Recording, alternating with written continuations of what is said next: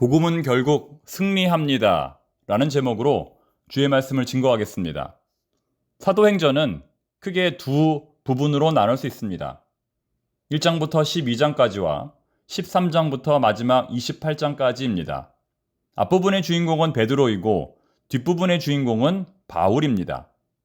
사실상 사도행전은 12명의 사도들의 행적을 골고루 기록했다기보다는 사도 베드로와 사도 바울의 행적을 주로 기록하고 있는 것입니다. 재미있는 사실은 베드로가 주인공이 되는 앞부분의 결말과 바울이 주인공이 되는 뒷부분의 결말이 똑같다는 것입니다. 앞부분의 결말인 사도행전 12장 24절은 다음과 같습니다. 하나님의 말씀은 흥왕하여 더하더라. 그리고 뒷부분의 결말인 사도행전 28장 31절의 말씀은 다음과 같습니다. 하나님의 나라를 전파하며 주 예수 그리스도에 관한 모든 것을 담대하게 거침없이 가르치더라. 즉, 사도행전의 기자 누가는 베드로가 복음을 전하든 바울이 복음을 전하든 복음은 결국 승리한다라고 하는 메시지를 우리에게 전해주고 있는 것입니다. 여러분, 우리가 대단한 사람들일까요? 아니면 우리가 전하는 복음이 대단한 것일까요? 우리가 대단한 사람들이 아니라 우리가 전하는 복음이 대단한 것입니다. 그래서 그 복음은 누가 전한다 하더라도 그 결말은 반드시 승리하게 되는 것입니다.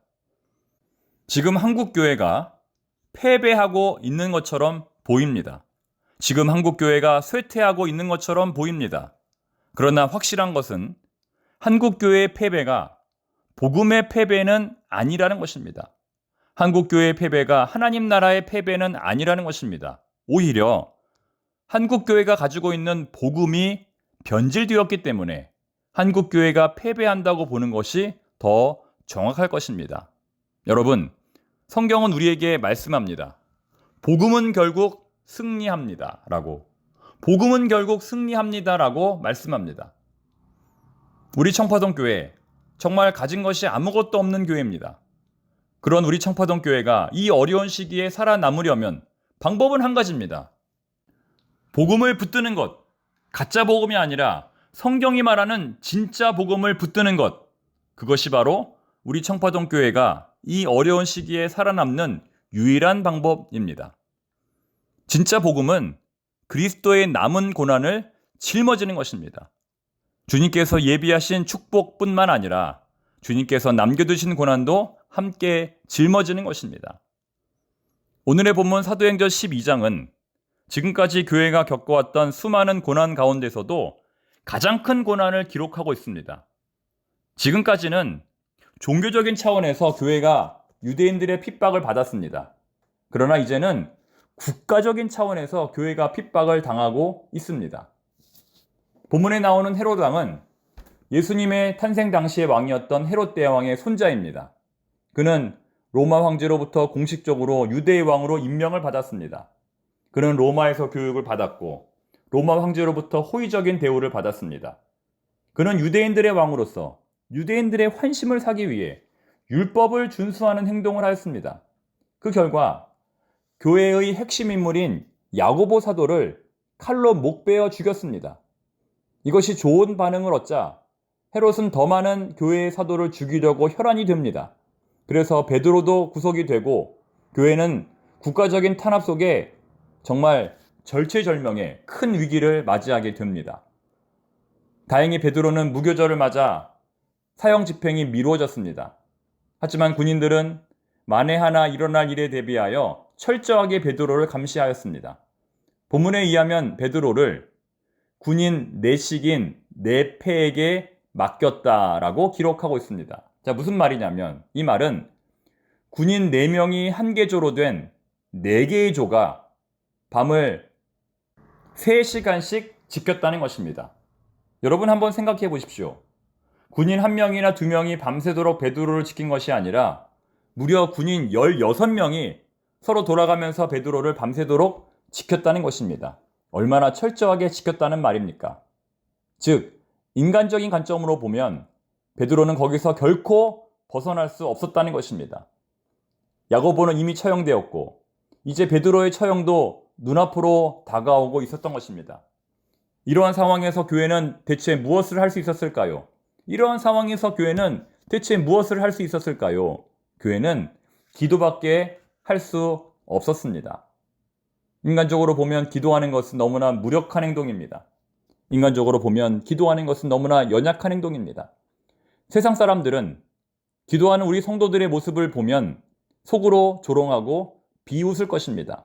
그러나 살아계신 하나님께서 기도에 응답하실 때에는 세상에서 기도보다 강한 무기가 없을 것입니다. 게다가 지금은 하나님의 관점에서 보면 하나님께서 자신의 권능을 드러내실 절호의 기회입니다. 인간적으로 보면 최악의 상황이지만 하나님의 관점에서 보면 최고의 상황이라는 것입니다. 사랑하는 청파동의 교우 여러분, 지금 여러분에게는 어떤 문제가 있습니까? 그냥 평범한 질병이 아니라 절대로 고칠 수 없는 불치병이, 그냥 평범한 문제가 아니라 절대로 해결될 수 없는 문제가 바로 하나님께서 자신의 권능을 드러내실 최고의 기회가 될 것입니다. 문제가 크면 클수록 하나님의 영광도 크다는 것입니다. 문제가 크면 클수록 하나님의 나타내실 역사도 크다는 것입니다. 여러분, 그 문제가 무엇이든 간에, 아니 오히려 문제가 크면 클수록 하나님께서 역사하실 그 놀라운 일들을 믿음으로 바라볼 수 있기를 바랍니다. 재밌는 사실은 본문에 나오는 베드로는 참 믿음이 좋은 사람이었다라는 것입니다. 그는 다음 날이면 사형에 처해지지만 전혀 아랑곳하지 않고 감옥 안에서 깊은 잠에 빠져들었습니다. 보통 사람들 같았다면 어떻게 할까요? 이제 마지막 남은 하루, 이제 마지막 남은 인생을 정리하며 밤을 지새웠을 것인데 그는 감옥 안에서도 평안하게 잠을 자고 있었던 것입니다. 그래서 천사가 찾아와서 그의 옆구리를 강하게 쳤을 때야 비로소 그는 잠에서 깨어납니다. 그리고 깨어난 후에도 정신을 차리지 못하고 비몽사몽하다가 감옥을 다 빠져나와서야 비로소 정신을 차립니다. 자, 오늘의 본문 11절 말씀입니다. 한번 읽어보겠습니다. 이에 베드로가 정신이 들어 이르되 내가 이제야 참으로 주께서 그의 천사를 보내어 나를 헤롯의 손과 유대 백성의 모든 기대에서 벗어나게 하신 줄을 알겠노라 하여. 그는 이제야 비로소 정신을 차렸다고 말하는 것입니다.